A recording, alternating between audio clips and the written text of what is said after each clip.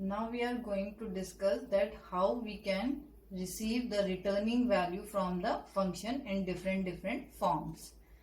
In this one we have taken the first form where we are receiving the user defined function return value into the print statement. To understand it, first you have to remind it that return always returns the value at position where the function has been invoked. Like if this code is written, the program will start executing from this point a equals to 3.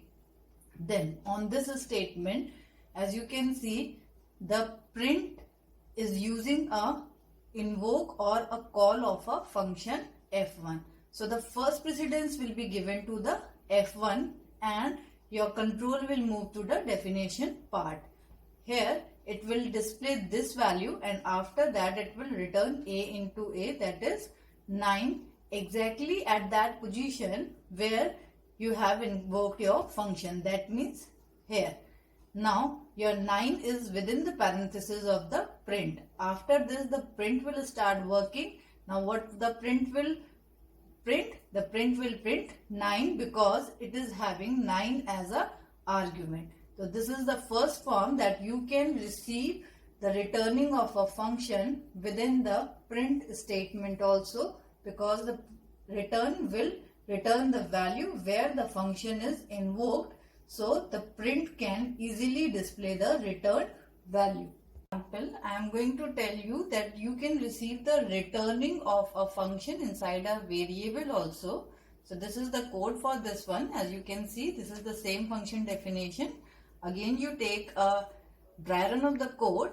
The code will start from a equals to 3. First the a will be initialized by 3. Then this is a function calling. Again, due to the function calling, the control will jump to the definition part and it will start executing the code. It will display this one and then after this it will multiply the value and that means 9. 9 will be returned where we are invoking a function, that means at this place. Now after this the statement will work, that is c equals to 9 is the statement now, because we have received the returned value. Now this 9 will be transferred into c and when we will print the c it will display us 9. Now you can see the result of this function also, how it is working. As you can see, it is displaying the result good and then 9 due to the c equals to 9 and the value of c is printing. Now this is the another example in which I am showing you that you can receive a returned value into the if statement also. Like this is the same code.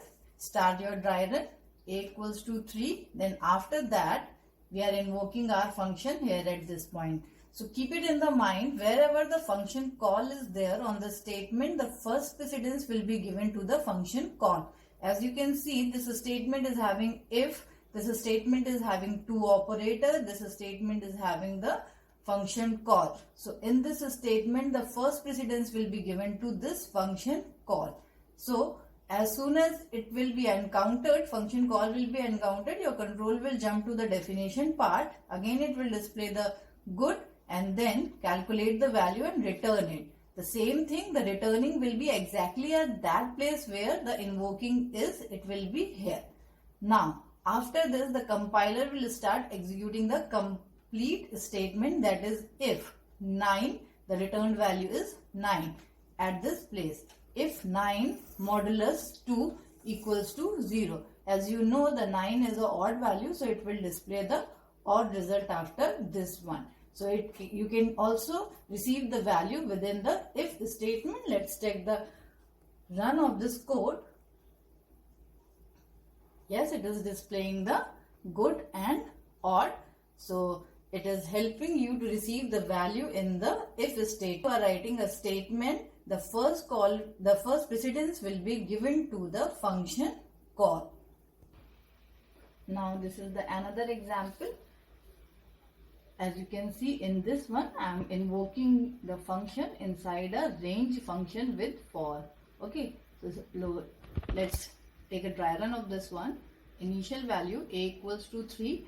After this, I am invoking the function inside a range. For this whole statement, the first precedence will be given to the function call, that is the call of f1. Now due to this one, the control will move here, display good, and then after that return the 3, that is a into a, 3 is 9 here. Now what is the value of range now? It is 9, as the function f1 has returned 9 here.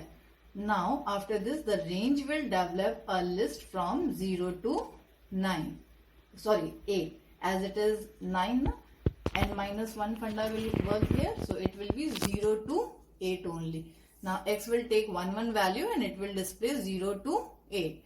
Let's check the output for this code also. Yes, it is printing good due to the function definition. Then the function return 9 and range is developing a list from 0 to 8, and as I am printing 1 value of x, so it is from 0 to 8. So you can use a function call in a different manner. It will help you to shorten your program and you can utilize it in different ways. Thank you.